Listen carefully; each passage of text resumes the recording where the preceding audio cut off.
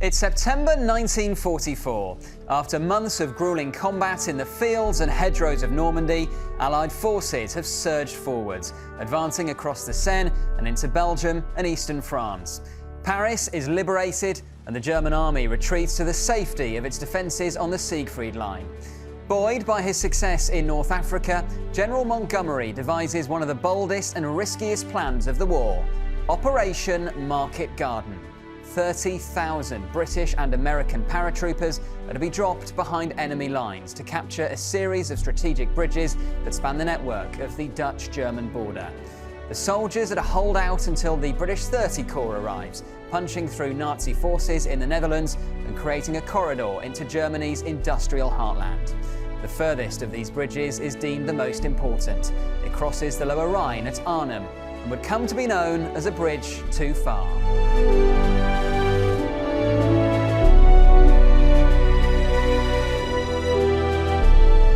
I'm James Hanson and welcome to History Undone, a history show with a difference where we explore how the briefest of moments end up shaping our world.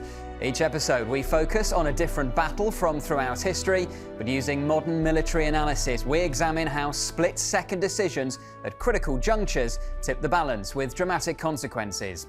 All you have to do is watch, share and subscribe to History Undone with James Hanson on YouTube.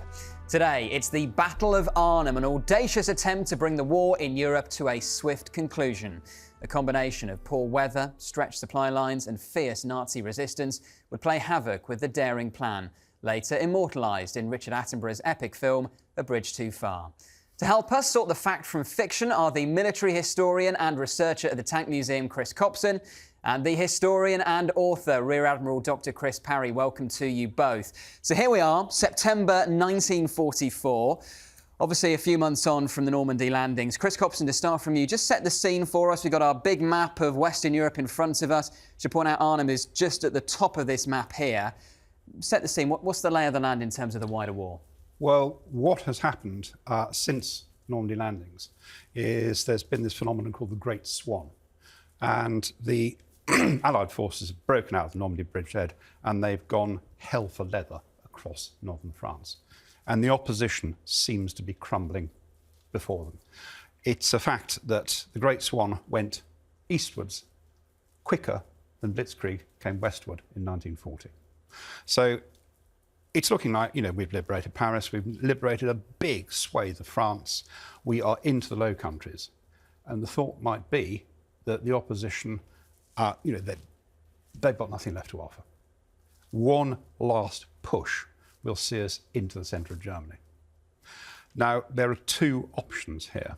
One is the one we've spoken about, which is Montgomery, actually going through Holland and across the Niederrhein, and that should take us down into the Ruhr.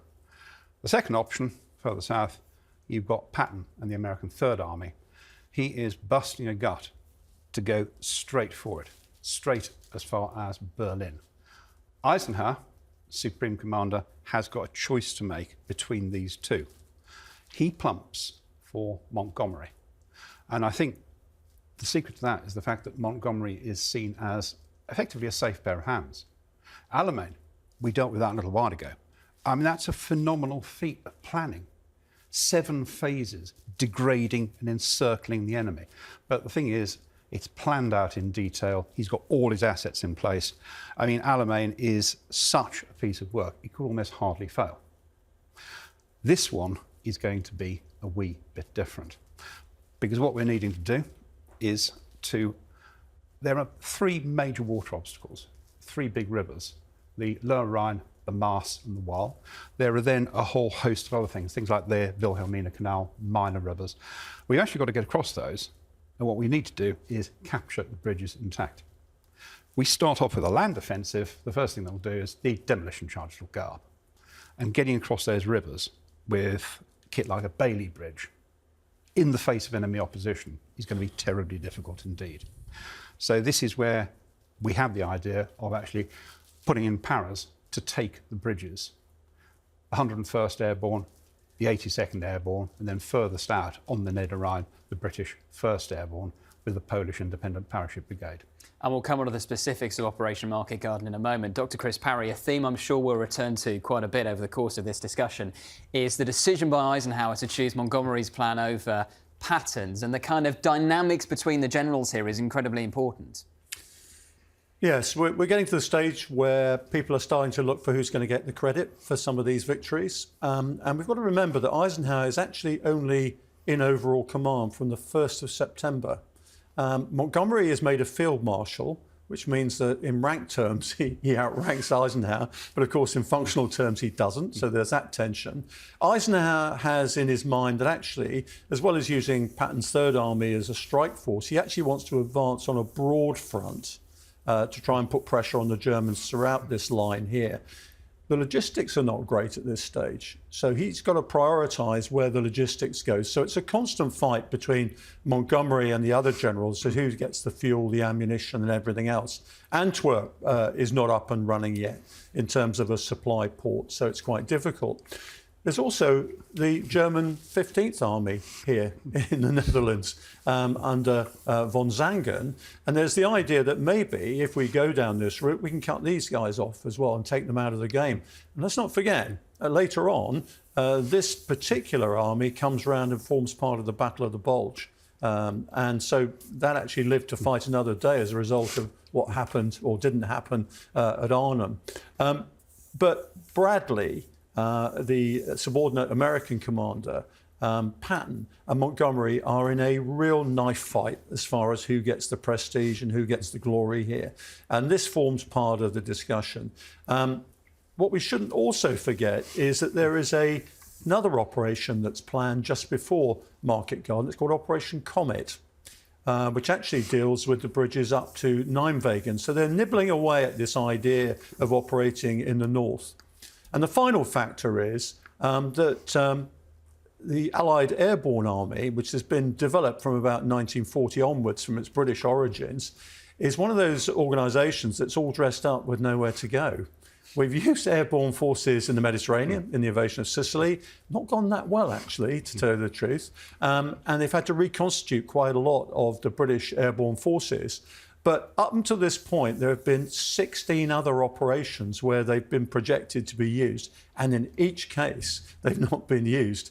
So they're itching to go. People are dying to use them. And the commanders themselves want to be used, again, to get in on the score sheet, as we say. But also, of course, to use these very capable troops in a decisive engagement. And it all comes together in September 1944, where the opportunities for everybody come together, and of course their decisions about risk get affected by that. Well, there we go. We've set the scene. Let's zoom in now and let's talk about the specifics of Operation Market Garden.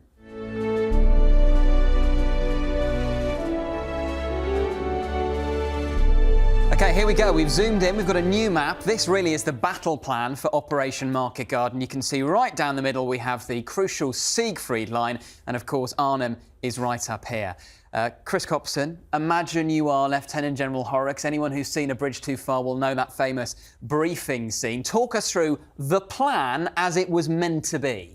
Right, the plan as it was supposed to happen is to cut through and actually go round the top end of the Siegfried line defences. Massive set of static defences. The German army can sit quite comfortably behind that. But if we can get around the northern end, it's a bit like what happened in 1940 with the French. So this is the front line start date, 17th of September, and the airborne drops, and remember it's absolutely vital that they pick up these bridges. 101st US Airborne is dropping here, around about Wechel. The US 82nd Airborne here, Nijmegen, and then furthest out the lot, British 1st Airborne at Arnhem. These are the three big significant river bridges, but of course there are an awful lot of water obstacles to get across, things like the Wilhelmina Canal. 30 Corps, once these bridges are secure, have actually got to push up this road. And this is going to be a big problem, because that distance from Joe's Bridge here up to Arnhem, That is 65 miles. And they've got to do that really effectively in just over 48 hours. Because the problem with Parras are lightly armed. They may have some glider-borne jeeps, they may have some anti-tank guns, but essentially, if they're up against heavy armour, their goose is well and truly cooked. And Chris, Parry, I suppose a crucial point, and I'm sure we'll return to this later when we start undoing this battle, is that this is all predicated on the assumption that the Germans are essentially a spent force, and that distance, which is a huge distance to traverse in just 2 days, it'll be okay because it'll be like a hot knife through butter. Yeah, I mean, those people who've seen the film will know there was significant intelligence indicating that there were Germans on the ground, and indeed Sosabowski, the one commanding the Poles, said, look, you know, the Germans get a vote here as well. You know, we're considering that. And to be fair, the intelligence was fairly accurate. They knew that the Germans were in and around these areas, and they might have a few tanks as well. And there was reconnaissance to indicate that. And there's this famous incident, of course, where a junior officer called Urquhart, the same as the general commanding the 1st Airborne Division, says, look, you know, we've got pictures of what looks like a panzer formation here. And in fact, on the ground, you've got the remnants of 2 Panzer Corps, which is essentially 2 divisions worth of troops. They've lost quite a lot of their kit up to this point, but they're about to be rearmed. They're being sent to the east to be rearmed and come back again into the fight. So they're on the ground in the region around Arnhem in particular, and you've got significant forces either side of this route, both sides in fact, east and west, that can intervene. Now, the terrain here, which is mostly heathland, poulder, an ex-boggy country that really is orchards and things like that, is not conducive for armoured warfare. But the capacity for the Germans to intervene either side of this route are quite significant. And the fact of life is, although they've been on the run, von Rundstedt, who's been a successful commander in the east and the west, has been appointed to shake up this army. And the other thing that isn't taken into account is that here in and around Arnhem is a general called Model, and he's known as Hitler's fireman. He's actually been in the east, and whenever there's a problem, Hitler says, I'll send Model to sort it out. And he's the last guy you need there if you're going to try and do something unusual, because he'll react really well. The other issue is that 2 Panzer Corps actually has some talented generals in it. We'll see later, Bittrick in particular is a very talented general, and they really husband their resources well, and they react to what they see. These are by no means 2nd Division players. And of course, famously, Operation Market Garden, Market being the air, Garden being the ground. We'll focus on Arnhem in a moment, but in terms of the drops themselves, do the landings go successfully, Chris? They go about as well as they could. Certainly for the 82nd and the 101st, they are on the ground, they are starting to do the business. There are problems. I mean, the bridge at Son here over the Wilhelmina Canal is blown up. But by the time 30 Corps get there, they've got a Bailey Bridge, replacement bridge, to lay in its place and get across. The 82nd have a rather more difficult time up at Nijmegen because they are effectively sort of penned in on one side of the river to start with. It takes quite a lot of time to actually get across that river and take that bridge. I mean, Chris, the other problem, of course, is they're told to prioritise the Groesbeck heights, which, yes, you know, say their heights in the Netherlands is obviously not heights as anybody other would say. On 2 phone books, yeah, but actually they're told to secure these heights to the east, and that delays them. Yeah. You know, the whole point of parachute troops is you use them on the target, you hit it very hard, and you hit it with surprise. And unfortunately, surprise is lost at Nijmegen. Yeah. Surprise is lost. The other thing about it is the whole thing starts to fall apart from the beginning. John Keegan, very, very good historian, described this as a bad plan from the top and from the start. And you can see that. 1435 hours after a box barrage, 30 Corps, led by Guards Armoured, start forward. 11 minutes later, they are ambushed and they lose 9 Shermans from their first 2 troops. That's it. You know, they've got armoured bulldozers to push them out of the way, but it racks up the time. because it means the infantry need to get forward to clear those positions. They need to vector in RAF Typhoons, mark targets with smoke, get them knocked out with rockets. By the time that's all happened, by the time the blazing wrecks have been pushed off the road, they're losing 2, 3, 4 hours. And this is all going to mount up as they go forward. This is not great tank country, as Chris has said. So you've actually got to stick to this road. A lot of it is narrow, it's slightly elevated, and tanks are really like ducks in a shooting gallery. If you have anti-tank guns, if you've got Stugs, Sturmgeschütz, tank destroyers, if you've got SS troopers, Panzer Grenadiers, down at the side of the road with Panzerfaust handheld anti-tank weapon. 88mm anti-aircraft. 88mm anti-aircraft gun. Then it's going to start causing problems. So we have a problem here to start with. They start pushing forward. Every time, it doesn't take a lot. This hits both ways. The fact that this is poor tank country means the enemy can't really stage any massive armoured interventions to cut the road. But even a little, at Son, they get the Bailey Bridge in. And then a few hours later, some Panzer Truppen have been moved forward. 4 Panthers take that on. They hit an ammunition truck, which is in the middle of the bridge, which blows up quite spectacularly. They are fought off. And I'd have to say, the US Paras are a bit of a shock for the German tank troops. They're used to infantry running away. These guys don't. They take them on with machine guns and bazookas.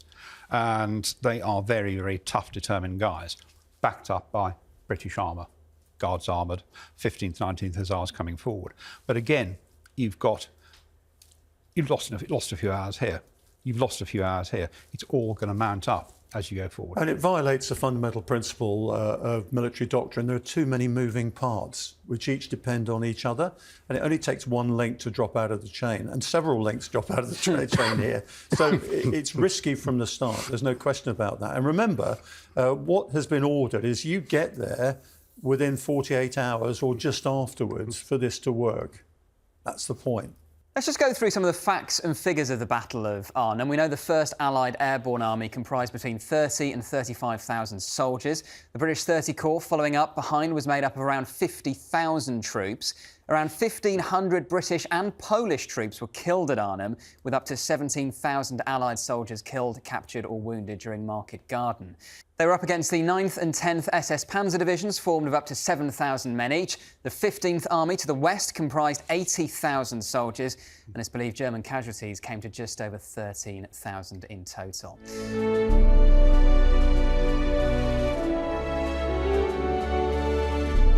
Right, we've got a new map in front of us now. This is of Arnhem itself, as it would have been back in September 1944. A couple of things just to point out here. We've got Oosterbeek here, which is really a separate town, but these days a suburb of Arnhem. Arnhem itself here. Crucially, that's the road bridge there, and this is the rail bridge as well. And obviously, this is the Lower Rhine here.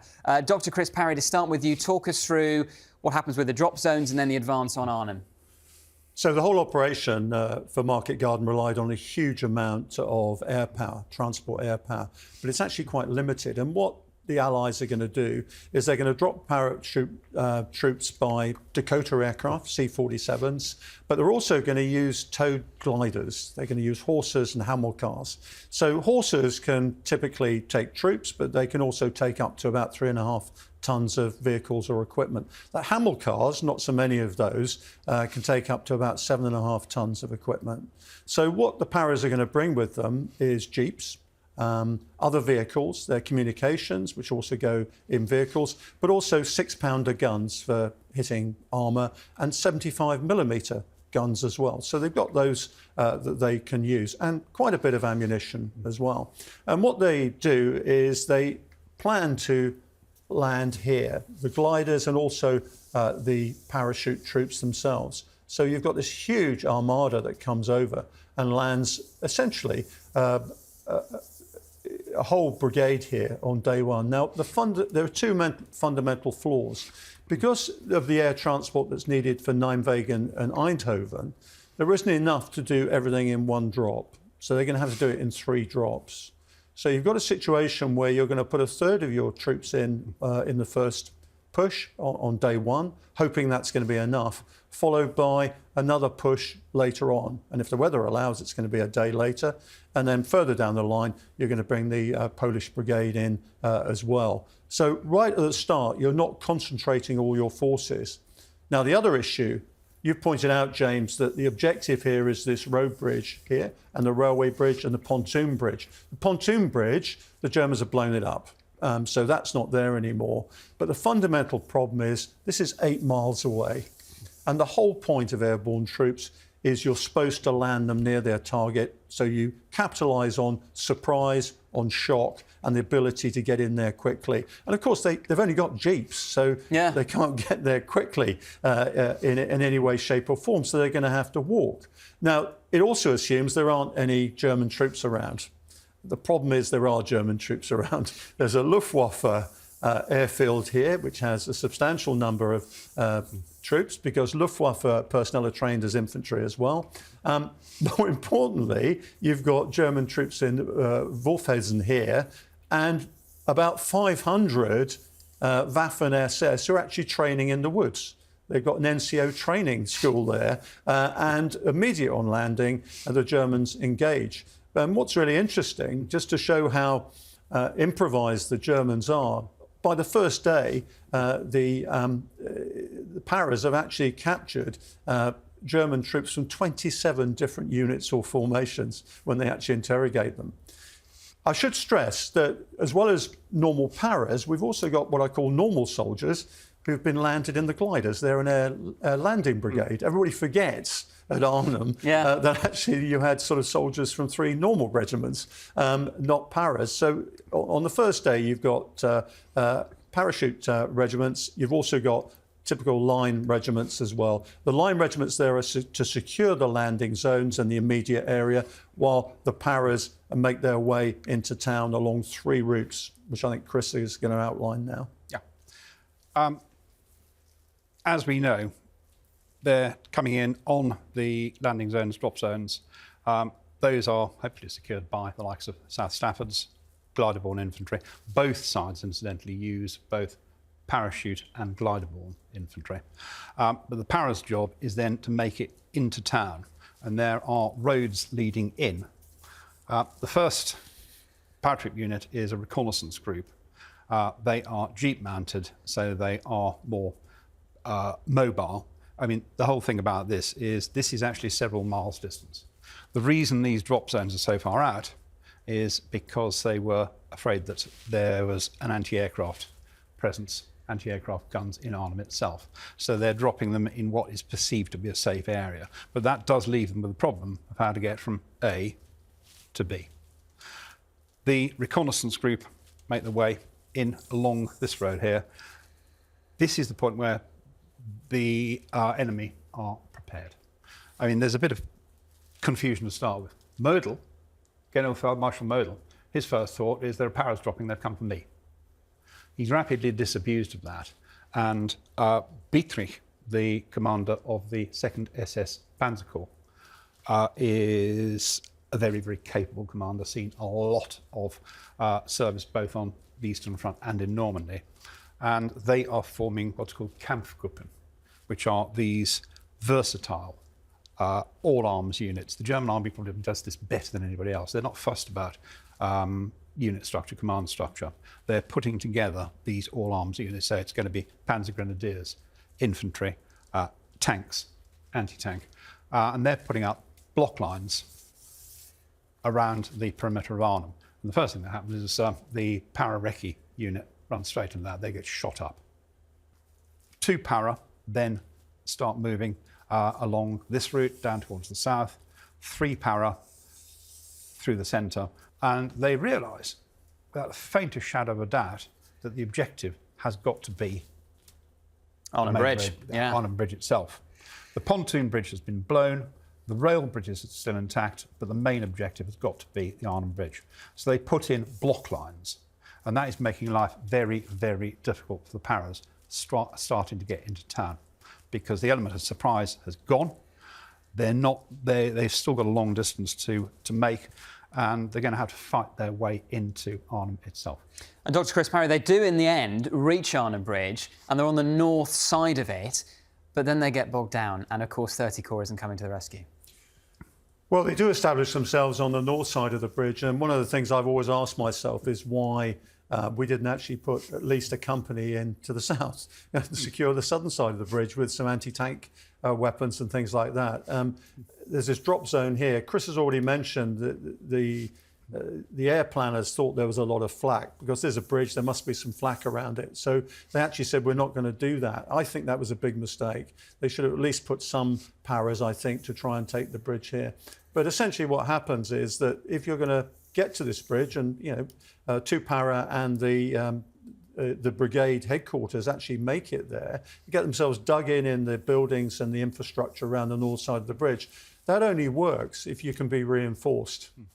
And as Chris just said, the Germans have put in some fantastic blocking lines to the west here.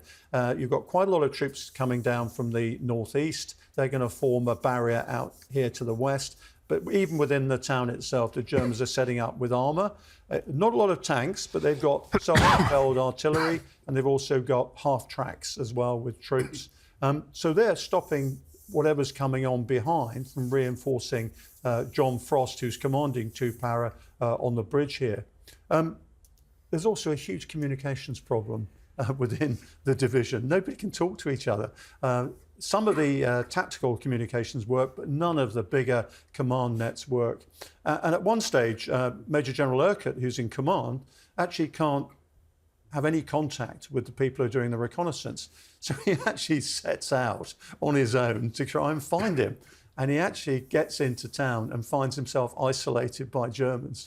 So you actually have the prospect of the 2-star general who's commanding this division hiding in an attic until a German armoured vehicle disappears. And 2 para, I mean, they hold out valiantly on the north side of the bridge. There's no question that they hold out until their ammunition is exhausted, and they've lost quite a few people dead and wounded.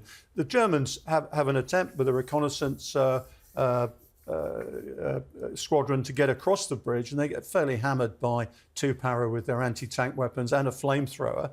And if you see pictures of the bridge just afterwards, there's a famous reconnaissance picture from the air. It's absolutely littered with German vehicles. But the Germans have got a lot of stuff coming down here from the northeast to deal with this. And Bietrich, as we know, who's the 2-star general in 2 Panzer Corps, talented officer, a lot of experience in the Eastern Front. Model himself, who, believe it or not, his headquarters was actually right in the middle here. And when he thought that the Paras were coming to get him, he departed to the east pretty quickly, but has taken charge here.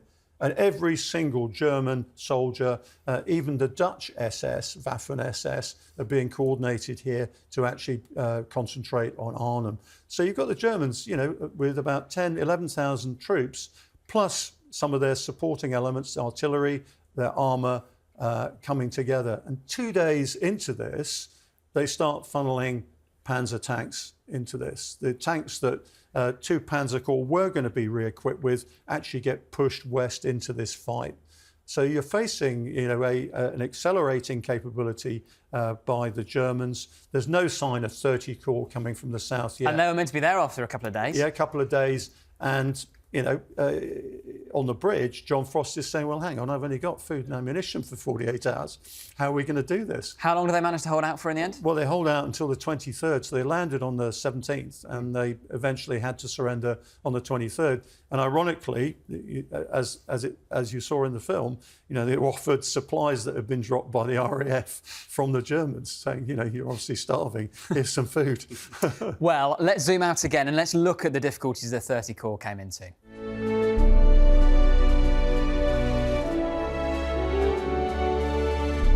Right, OK, Chris Copson, you've got Frost and 2 para valiantly holding on here in Arnhem, and the idea is, of course, the 30 Corps are coming to their rescue, but they're not. So talk us through the issues that 30 Corps encountered. Well, as we've said already, 30 Corps are trying to make their way up, effectively a single road. They are experimenting with different routes, trying to find a different way round, but they send their recce troops out and they discover that the roads on either side, lots of small bridges, they won't take armour. So they're effectively stuck with this route. And which they knew anyway. Which they knew anyway. Yeah. But, that's it. They've got to make their way down this one road. And as we said earlier, there's no massive enemy intervention, but it doesn't take much to actually cut the route. Here at Somme, we're a couple of days in here by this point, the 710th Panzer Brigade, 40-odd Panthers, they are attacking, they're endeavouring to cut the Bailey Bridge. They don't succeed, but it is, again, it's racking up the time. And every time they go forward, up at Wechel, there is another attack there. Every time, it's like the first one. They actually have to stop. You've got tanks blazing. You have to bring in the infantry, clear the road, get the tanks pushed off, and carry on. And it really is. I mean, you're up to just the other side of Grave by the 19th of September, but it's just taking far, far too long. Remember, this is supposed to take 48 hours or a little bit more. 30 Corps, 800 vehicles. I mean, just to get 30 Corps past one point takes 8 hours. Guards Armoured are doing their valiant best, but the whole plan is really faulty.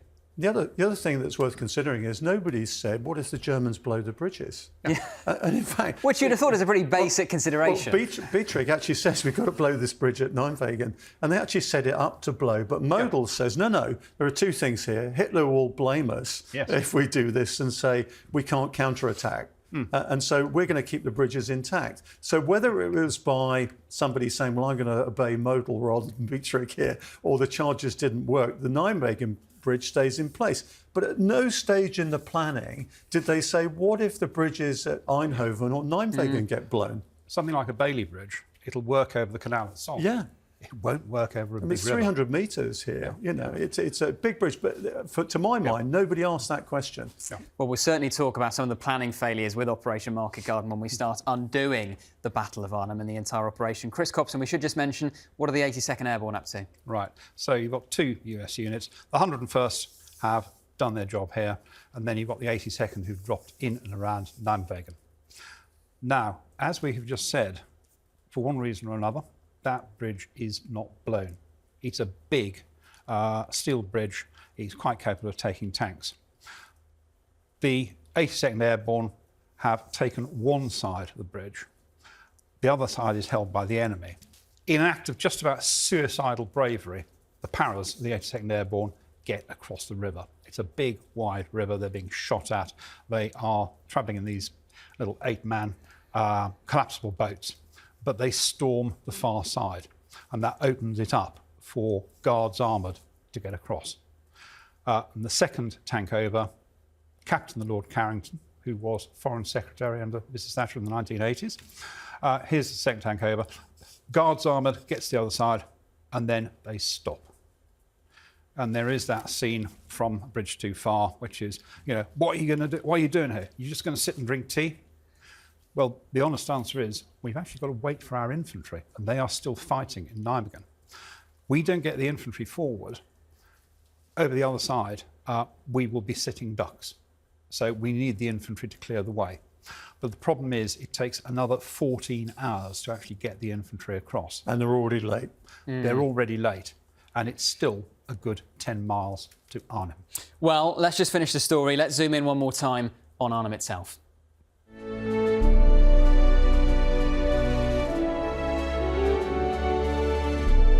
OK, we're zooming in again now for one last time, looking at Arnhem itself.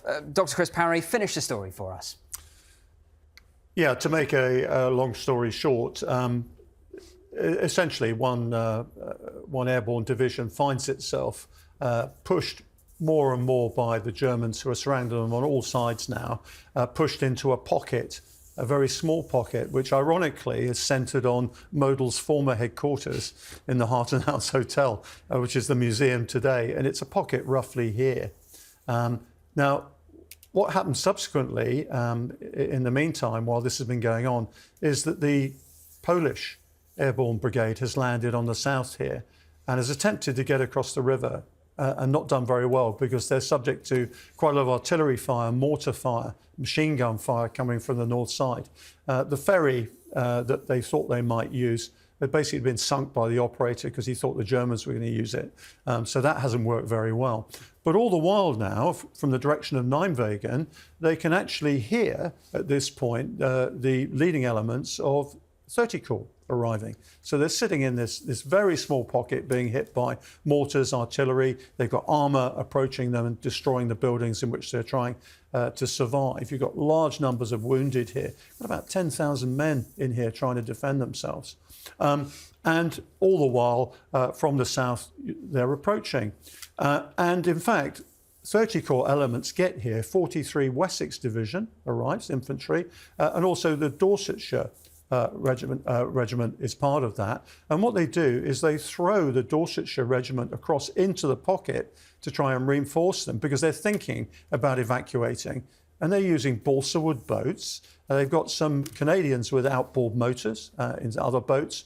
And they've got some ducks, some basically motorised amphibious vehicles. Now, what we have to remember here is the Rhine is a very fast-flowing river. So if you set out to go across the river here, you're going to end up down here if you don't get it right. And some of this stuff does end up in the wrong place. So you've got the arrival of the lead elements of, as I said, 30 Corps here. They're thinking about an evacuation. The whole idea of a reinforcement has gone out the window because obviously it's not feasible. And they don't really know how much strength the Germans have got. They've got a lot. They know that now, but they don't know. But these guys from 30 Corps, they're in action. And Chris, there's an action, isn't there, with the Duke of Cornwall's light infantry at one stage? There is, yeah. So this is, as we just established, this is 43 Wessex, 4th Dorsets, 4th Battalion Dorset Regiment, part of them. They are sent over to establish a perimeter, so 600 odd Dorsets, in order to try and facilitate the withdrawal of the Paras. That is, well, very few of the Dorsets come back. 72. 72. Yeah. But there's a lot of other activity. The Duke of Cornwall's 5th Duke of Cornwall's Light Infantry over near Drill, they're trying to use ducks to actually just get supplies over to the other side of the river. That doesn't work. They're not able to do that. But they are aware of the approach of 5 Tigers, big beasts, from 9th SS Panzer. And this is a prime example of why you don't take tanks into combat without infantry support. The Cornishmen knock out those 5 Tigers. They're moving along one of the elevated roads. They drag a daisy chain of mines across the road. First 2 Tigers run into those. Their tracks are blown off. They're hit, then finished off with Piat rounds, projector infantry anti-tank, this horrific sort of spring-loaded weapon. Another one tries to reverse, runs into another set of mines that's been pulled over behind it. And this is, this is an SS Panzer unit. What happens next is sort of quite, did that really go on? It did. The 2 Tigers at the back panic, try to reverse out of trouble, and go straight to the road ditch. And they're abandoned by their crews. So scratch 5 Tigers, just down to 1 platoon of Cornish infantry. So the decision is made that we're going to try and get everybody out of this pocket, and they use the transport across the river here to try and do that. And what they do is learn the lessons from Gallipoli, and they basically have a collapsing sort of front in the face of the Germans. And overnight, one night, they say, right, let's get as many people across this river as we can.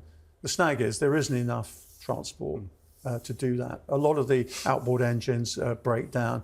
And out of a force of nearly 10,000 men, they can only really get 1,800 across. Some of them actually swim across the river. So all through the night, the Germans are thinking this is reinforcements coming across. In fact, it's one para division trying to escape. They don't all get away. Up to this point, the Germans actually have been playing things fairly strongly, as we can see, but they've also been playing it fairly fairly. They've actually taken quite a lot of the British casualties into their own hospitals. The SS despite their reputation, have actually taken quite a lot of the wounded. And Bittrick himself has said, look, we've got to finish this somehow. You need to surrender. And that's what, in fact, happens. They surrender the rest of it. But as I said, 1,800 or so get away. About 500 decide they're going to hide in the houses. And for the next 3 months or so, until the place is liberated, they're just hiding out. The soldiers just hang out, hide out in Arnhem and Oosterbeek. But for the rest of them, I'm afraid, and you saw it in the film, the division basically has to surrender. And they've held out for a long time. This wasn't part of the job description right at the start of the operation. Which is a very long time because, as you remember, this all starts on the 17th. Yeah. The order to withdraw the remaining paras is actually issued on the 25th. Yeah, so overnight, 25th, 26th, this takes place. And it was all meant to just be just over 48 hours, Yeah. maybe. Yeah. Well, there we go. That's the real history of the Battle of Arnhem. Now let's undo all of that history. This is History Undone.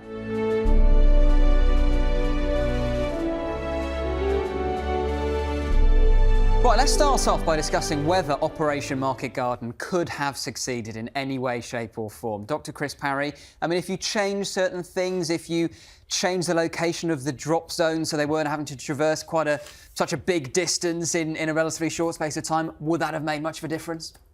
We mentioned earlier there's a lot of moving parts in this operation, and I'm afraid to say there are just too many moving parts where everybody depends on each other. The drop zones are too far away. There's no question about that. They can't actually get in. There's also Germans on the ground. And this is the critical issue. If you're dropping into a neutralised area, it's a totally different prospect. But the fact is you have two Panzer Corps there. You've got modal coordinating operations. You've got talented German generals. It's absolutely the wrong place to try this sort of operation.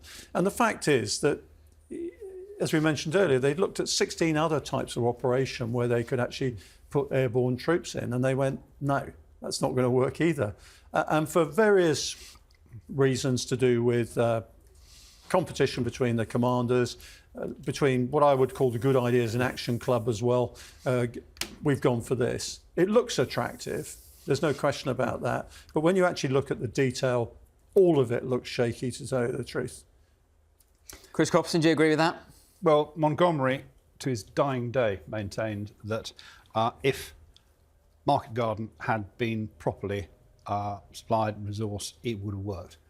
I find that quite a difficult statement to support, but I think what might have just made a bit of a difference, if those drop zones could have been closer, and if the paras had been able to get into the centre of Arnhem, if they'd had the right sort of kit, because the whole thing about fighting in built-up areas is it's a lot easier for the defender than it is for the attacker. They could perhaps have stuck it out if they'd had both sides of the bridge, if they were well dug in, if they got an ample supply of mortar rounds, of Piat rounds, it's possible they could have held out a bit longer. I mean, the other critical thing, of course, is they don't have tactical air. There's a lot of transport drops dropping stuff into the German areas, but there's no tactical air helping here. That's the problem, because they're convinced they'll get the two confused. Correct. And that you'll have problems with air traffic coordination, prioritisation, blue on blue. But the fact of life is, if you've got tactical air here operating, then it's a totally different battle. As Chris says, fighting in built-up areas is not easy, but if you're neutralising any approaching armour or any approaching formations with air power, then you're able to do that. I mean, there is a range issue, there's no question about that, is where you're going to operate them from. But all the way along the route for 30 Corps, they had the availability, if they wanted it, of air power. But of course, the idea that we shouldn't confuse this was part of that. And I think that fundamentally is the problem here. If you're going to do a blitzkrieg type approach, you've actually got to incorporate the air. There's no question about that. But if you look at what was happening in Normandy, I mean, German tankers are petrified of Jabos, fighter bombers. But as Chris has just said, they're operating from airfields in England and still in Normandy. We haven't managed to move those much further forward. Their range is limited, but it might have made a big difference. If the moment a Panzer pulls out of cover, it gets clouted by a typhoon, that might have done the trick. But isn't Market Garden also, this is one of its major flaws, it's predicated on the idea that the Germans are a spent force. Yeah. And so, if Montgomery's planning it from that perspective, then yes, it may have worked. But of course, they discovered something very different in reality. Matthew Ridgway, American general, he, before Market Garden, says, I believe that German command and control has disintegrated. That is the whole thing it's predicated on. I think there's another issue as well. I think Eisenhower takes his eye off the ball here and says, this is Montgomery's baby. And, he may succeed. You own he it. may fail. Yeah, you own this. Yeah. And I think also we have to remember Eisenhower had actually had an operation on his knee at this stage. He wasn't very mobile. And actually, you wonder whether he's actually looking at this in the same way he would in other ways. Meanwhile, everybody else, of course, is thinking, oh, Montgomery is messing up in the north. Oh, good. So if you were Eisenhower then, and you haven't had that knee operation, we've never had knee operations thrown in as a what-if before, what would you have done? You'd have gone with Patton? No, I think Eisenhower was being fairly battered by Montgomery. And as we said, there were all sorts of prestige issues associated with it. It looks attractive. And, Montgomery's constantly challenging Eisenhower and saying, why not? Why not? It looks good. They're not quite ready here in terms of logistics to do the broad front that Eisenhower wants. As Chris said earlier, Montgomery's had a good track record up to this point. And I'm afraid to say everybody's looking at their next job at this point, saying if I'm successful in one or two of these theatres, I've got a job after this. That's the thing. Montgomery, with his record, with Alamein in the background, is seen as this consummate tactician and planner who takes everything into account. He's probably a safer pair of hands than Patton, blood and guts. And I think that may have swayed Eisenhower's mind. But I think we've got to remember Eisenhower's only been in charge. Yes. Okay, since the start of September. Weeks. Yeah. He's only been in charge for 2 weeks, so he's testing and thinking about his own sort of capabilities, but also those of his subordinate commanders. I mean, there comes a point where Montgomery is almost saying to Eisenhower, "I'm better than you at this," and Eisenhower says, "That's true, Monty, but remember, I'm your boss." Well, let's explore a couple of big what-ifs then and look at some of the longer-term historical consequences. We'll come on to what might have happened had Market Garden never gone ahead in a moment. But first, let's just say Montgomery's plan works brilliantly and it does succeed. Chris Copson, what does that change? I mean, the idea is, it's been written up in history that if Market Garden succeeds, the war is over by Christmas. Is that true? Probably not. But we could have gone a lot further. If Market Garden had succeeded, if 30 Corps had gone straight down that road onto the other side of the Neder Rhine, you're on to the North German plain, and the British Army's playground for decades in the past. We might also have, as Chris said to start with, German 15th Army actually penned up here if they don't get away. We could have driven through, certainly. I think the other thing is, assuming we get onto the North German plain, assuming we're actually into Germany itself, what's going to go through Hitler's mind? Is he going to start panicking, as we know he's quite capable of doing, overreacting, pulling units back from the east to counter this threat? Chris, I think his real sensitivity is the Ruhr, to tell you the truth, the industrial base here. Yeah. And I think if you are Eisenhower, if you've got a breakthrough here, you know what the schedule is in terms of where the Russian sphere of influence is going to be, where the Allied influence is going to be. And I think you're going to see a right hook here. Yes. And I think there are two reasons for that. One is you've got quite a substantial build-up of armour from the east happening. You've got Manteuffel here, who's come from the east. We know from history that Hitler's setting up for the Battle of the Bulge in the Ardennes here. So Sepp Dietrich's Panzer Army is on the way as well. So what we probably would have seen is a hook round here to isolate the Ruhr, the industrial area. I think Hitler would have been really concerned about that because it's behind the Siegfried line. But what you've also got to do is make sure that if you do go across here, you're going to get flank attacked by two Panzer armies. Because if that happens and von Zangen here says, well, actually, I'm not going to get isolated, I'm going to fight my way out. You've got the whole British Second Army completely isolated and surrounded by three Panzer armies. So do you think the Battle of the Bulge doesn't happen, or you get an equivalent battle but somewhere else? Yeah, I think that's right. The Bulge actually goes north rather than west. Yeah. And in fact, it would be very interesting to know what would have happened if you'd have put a whole Allied army here that had been destroyed on the North German plain by not only 15th Army, but the two Panzer armies that are setting up for the Battle of the Bulge. So ironically, maybe the Germans have a better chance of winning that. Yeah, Yeah. Almost certainly, because they were on internal lines. Their supply, and again, we must remember in the Battle of the Bulge, they had a timetable too to get to the Meuse, and so they don't have that timetable. They're defending the Ruhr. They're close to quite a lot of their armaments factories here and points of communication. And I think Eisenhower at that point would have said, you know what, we're going to have to do quite a lot here to rescue the Brits. So instead of having an Arnhem with a division side, you could have had a whole army trapped here. Talking of the Battle of the Bulge, just to mention, of course, we did a full episode on the Battle of the Bulge a few weeks ago. Go and check that out. Chris Copson, just to bring you in on that, do you kind of agree that the Battle of the Bulge or something like it happens? And maybe, sort of counterintuitively, Market Garden succeeds in this scenario, but the Germans win the Battle of the Bulge, or a variant of it. I think that's entirely plausible. I mean, I mentioned the North German plain earlier, but I entirely agree with Chris. We would have hooked around into the Ruhr itself. If you take the Ruhr out, you've destroyed Germany's industrial capacity.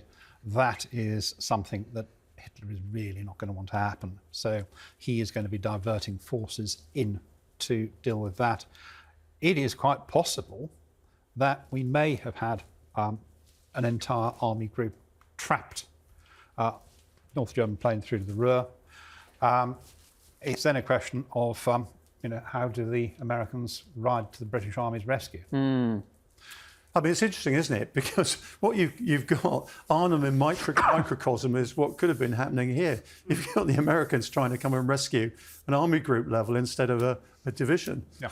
And Chris Parry, you don't think it's realistic that even had Market Garden succeeded, that the war would be over by Christmas? No, by no means. And it's not just the situation on the ground here, with quite a lot of fighting power left in the west to the Germans. There's also a logistics issue.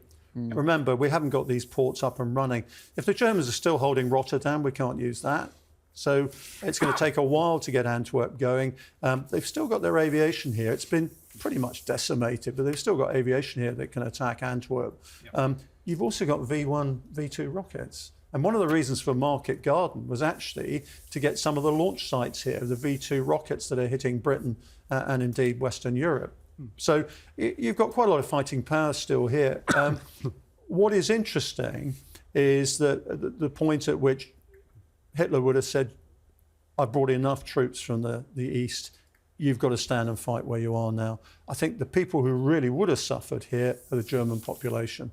This is a very heavily populated area, Western Germany, and if this had been fought over, I think some of the destruction and the death would have been significant. And Chris Copson, what about if Operation Market Garden doesn't go ahead? Does that fundamentally change the timescale of the war?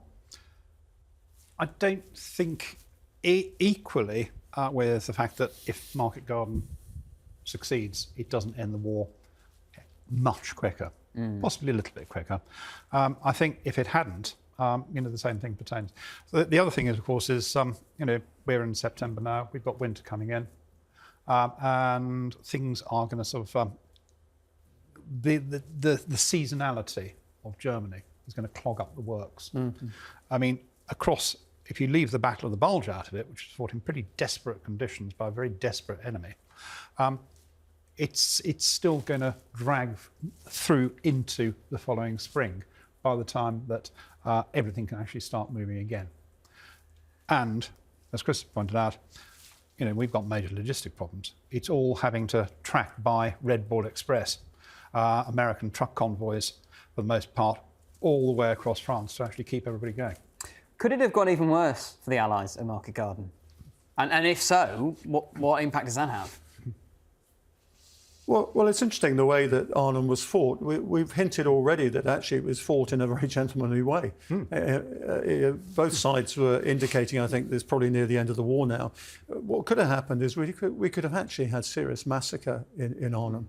If we'd lost a whole division, they hadn't surrendered or the SS commanders have said, well, actually, you put yourself here and killed everybody. That would have had a significant effect on, I think, some of our operations and the way we were going to do things. Equally, I think one of the reasons it didn't go worse there is the terrain. Yeah. Is the fact that for both sides, it was a major hindrance.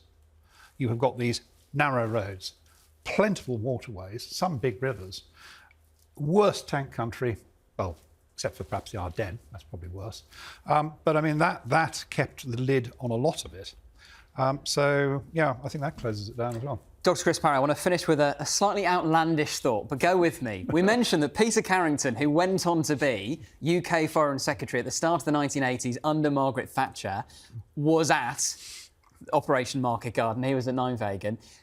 I mean, had, for example, he been killed there, could the Falklands War have panned out differently? Bear with me, because he resigns in 1982, a few days after the Argentinians invade the Falklands, because he basically put his hand up and said, OK, I'll take the can for the Foreign Office being complacent. Could the Falklands have panned out differently, or am I being completely OTT? No, I think the Foreign Office had the capacity to mess that up, whoever they had as Foreign Secretary, to tell you the truth. I think I'd probably agree. Yeah, I thought I'd just throw it out there. Thank you to you both. This has been genuinely, absolutely fascinating. I think we can probably say that had Operation Market Garden succeeded, which is pretty unlikely, it may not have actually changed the fundamental outcome and timescale of the Second World War. By this point, the writing was already on the wall for Hitler. But would it have brought the war to an end earlier? Would it have all been done by Christmas? Probably not. In fact, there is an argument that if Operation Market Garden had succeeded, counterintuitively, it may have been worse for the Allies long term, because it may have meant that you had a version of the Battle of the Bulge more favourable to the Germans, that potentially they may have won. Some really interesting long-term consequences, all stemming from Operation Market Garden. But as we've been unpicking, in reality, probably it was doomed to fail from the start. My thanks today to Dr. Chris Parry and Chris Copson, and join us next time as we undo more battles from history. And don't forget to like this video and subscribe to our channel, History Undone with James Hanson. Goodbye.